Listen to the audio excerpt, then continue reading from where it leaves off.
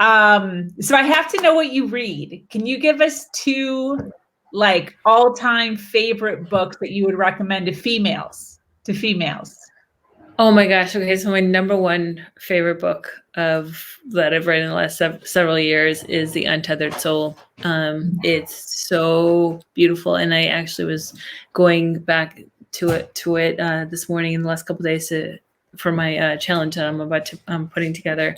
But it's such a beautiful book. And if you're really looking to take yourself to the next level as far as spirituality is concerned, it's really great. And it's really great as far as just really finding out who you are and the path that you want to go to. So The Untethered Soul. And the 5 a.m. Club, it's something that I'm like 70% done reading right now, but it's such a good book, and I would highly recommend that too. It's actually something that's underneath this right now. It's a really, really great. The 5 a.m. Club. Yeah. It's actually a story, and it's about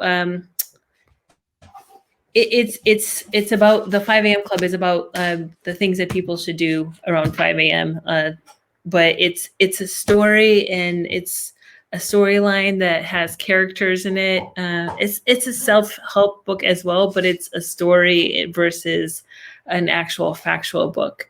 The Untethered Soul is a more factual book, but it's about our soul and inner voice. I'm sorry. Inner voice. Very much about the inner voice. my husband's like, it's about the inner voice, and the inner voice separating it from who we actually are, our conscious, versus the voice that's inside of our head. And the voice that's inside of our head is like the roommate, and is sometimes it's not the person that we want to be friends with, and really figuring out how to compare the two, and to how to have compassion for that person, and how to like live with yourself, and especially for somebody who's dealing with like depression, anxiety, trauma. And it's a really, really, really great book. Very cool. It's kind of reminding me, I just recently read last year Who Stole My Cheese or something. And that's also a story. It's a self-help, but it's a story that is supposed to be geared towards, it's basically about mice who want cheese, and like they run out of cheese, and then one of the mice stays because he's like, we always come to the same place for cheese, and I'm going to keep coming to this place for cheese because this is what I've always done, and I will continue to always do it. And then the other mouse is like, should I stay with my friend, or should I go off and try to find some more cheese? So he goes off, and he like goes through this whole like rigmarole of things that he has to do in order to get more cheese, and all of the struggles and the challenges he gets lost, like all this stuff. But then he winds up finding cheese, and finds the cheese, and his friend stays back and like starves. I think his friend does wind up coming back, but he's like tired and like thin, and because he was just waiting for so long. And it was basically about like pivoting faster, if it's not serving you, if it's not giving you what you need, pivot and move. And the faster you decide, like we were saying with the flipping of the coin, the faster you decide to move, the faster you will become happy, with a new set of cheese or a new set of crumbles of crumbs or whatever mice eats. But it was really interesting because it read as a storyline. So I think I'm going to check that out. That's interesting. What was it? What book was that one? Who Stole My Cheese? Who Stole My Cheese? I have never heard of that one before. Let me see. My cheese self-help. Who took my cheese? Who moved my cheese? The cheese moved. The cheese moved. Okay. Yeah. And another one I actually just thought about. It's basically like mice, I think, in like the world of God, and like a human basically, and the human would pick up the cheese and move the cheese so the mouse can find the new cheese. There's nothing God related at all, zero. But that's just my mind with God. That's the way that I envisioned it. Okay. but it was really cool. And it's super short. You can literally read it in like an hour. Okay. There's like pictures. It's written like I a love that. children's book, but it's not a children's book. It's for adults. And I just thought of another one, The Mastery of Love. I read that like twice through. The Mastery of Love. It's the same author that wrote the Four Agreements, and he has a couple of other books. It also was like an easy read, like something that you can read in like 2 hours. But it's all about doing things with love, and all your actions that you do, everything that you do in your life, doing it with love. And that for me was almost like a wake-up call, and it really helped me open my eyes as far as loving yourself, and then everything that you do with everything in your life. Are you doing it with love, or are you doing it with a fear-based? And basing your life on that with all of your actions, with how you move in life, because how you move in life, if you go with love, it's a much more powerful and much more beautiful experience than if it's a fear-based experience. I love that. I wrote that down. Do you know that the guy who wrote this wrote the Four Agreements? Yes. Do you know that he just came out with a fifth agreement?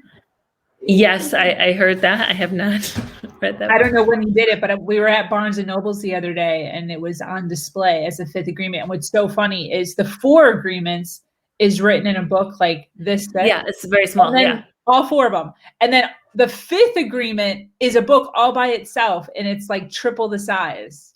Oh gosh. Okay. Yeah. I'm like, what is this agreement? I'm so intrigued. I will definitely try to look that up after I'm done reading the 5 a.m. Club. Just to add to the books that were already behind. Seriously. Exactly. I have so many. That's like my one prized possession as far as, going more minimalist, is my books. I don't know what I'm going to do with my books. I love books. I just self-help books. I don't read anything but money management, organization, and like mental and emotional health. But I have so many, and health. I have a lot of books on health.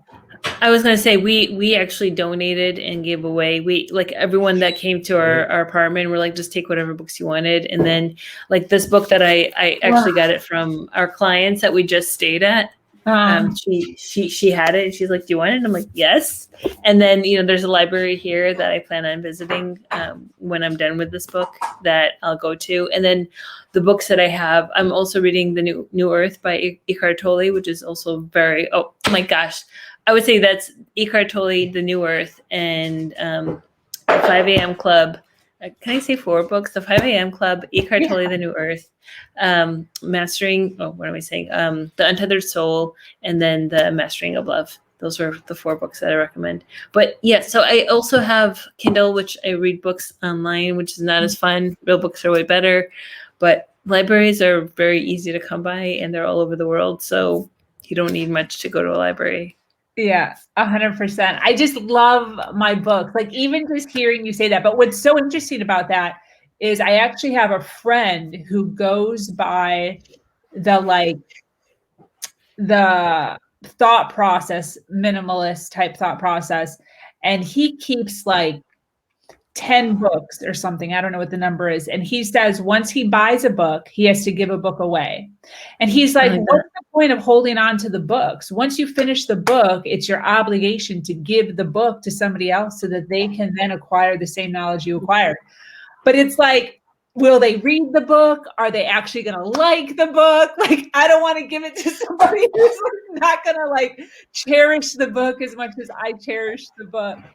But it's something I hear you. I think you just have to like release that energy and just believe that the universe is going to give it to somebody who actually appreciates it. That's how I feel. Yeah. So there will be a point where I will, maybe, you know what? I'm not even going to say that. I can keep my books if I want to keep my books, but there's just like this heaviness on me as far as like, and I love buying books. I'm constantly that's a problem that I've seen so many people doing. So here is my 2 cents for that. You should not buy any more books until you've read all the books that you have.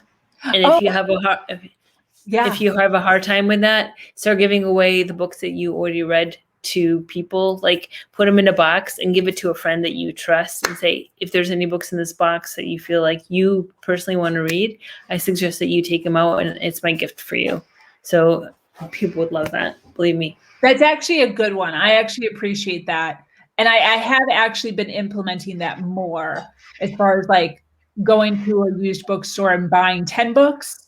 I'll like pick out 5 books, but then only buy 1, because that's exactly what happens. I have a shelf and a half filled with the next book, like in chronological order as to when, like for instance, the ones that you've mentioned here.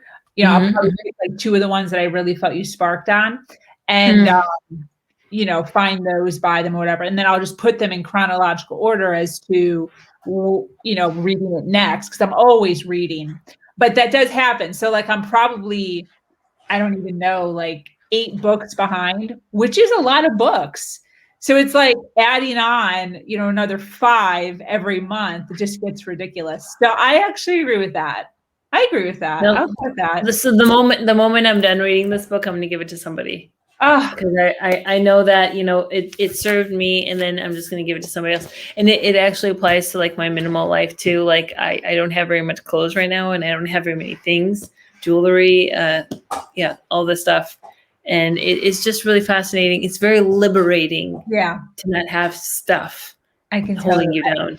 It's really liberating. Yeah. And if you need it, like when we started becoming more minimal, my husband's like, if you need something, there's stores. You can go buy something. If you need a new pair of shoes, we can go buy a new pair of shoes. But you don't need, I mean, I work out every single day. I have 2 pairs of gym shoes. The average person probably has like 10 who works out all the time. So it's just a matter of, where you put your energy, where you put your money, and before you know it, you're going to have people that say, oh, I don't have enough money to do travel or whatever. Oh, you're buying 5 books a month? Let's look at that. Oh, you're eating, you're going out to dinner 4 times a month to nice places. Like, let's look at that. Oh, now we have an extra $500 a month that, will free up some really nice vacations that you've been talking about. So just being real with people. I love budgeting. I love helping people figure their money out. So that's another thing that I'm like super passionate about, is budgeting and helping people with their money. I love that. Very cool. Very cool. Well, listen, you seem like you're totally kicking butt in the arena of self-development. But I want to ask you, what do you have planned? I'm like intrigued to know what you have going on over like the next 2 years. You're very kind. So we moved out of the US in December. And right now, like I said, our goal is to live half the year in Europe and half the year in Costa Rica. And I'm actually planning on launching a 5-day program, free course called Emotional Freedom, where we dive into consciousness, awareness, unconditional love, self-compassion, forgiveness, and releasing of all the emotions, so you can have emotional freedom. And emotional freedom for me is when the abundance start coming in, and releasing yourself to the universe and allowing for things to flow in. That's something that I'm working on right now. And every couple of weeks, I launch a new program where I take on 5 women, and with my program called Beautifully Vulnerable, where we tap into things, we work through trauma, shame, fear, and I help women just like untangle all that they are, and then take a really honest look at themselves and help them develop into the person that they are striving to be. And then I also take one-on-one private coaching calls, and that's like right now. And within the next year, me and my husband would really love to do a retreat in Costa Rica. So a retreat would include a couple days on the beach and a couple days in the rainforest, where we take a small group of people and work with them in mental health. And my husband works as a wellness coach, and that's kind of something that's our goal in the short, long term. And it's something that we've been striving for a while. And I feel like it's in the works. We've had clients that, so I started a project back in 2013 where I lived with families and I taught them how to I helped them develop healthy recipes for their families. And I also was more of a life coach. I would live with families from all over the world. And then when I married my husband, we started living with families. And since 2013, I've lived with 53 families, including a family in Nigeria. And then we had clients that came and lived with us. We've probably had close to 40 families since 2014. 2014, we've had about 40 people, not families, that came and lived with us. We had an extra bedroom, and we did nutrition, working out, because my husband is a wellness coach. And then we also offered other things too, like more of a life coaching as well, because people, unfortunately, it's not all just about eating healthy and working out. It stems from lots of ingrained things that you have learned about yourself that you have to really break in order to attain a life that you want to have. Definitely agree.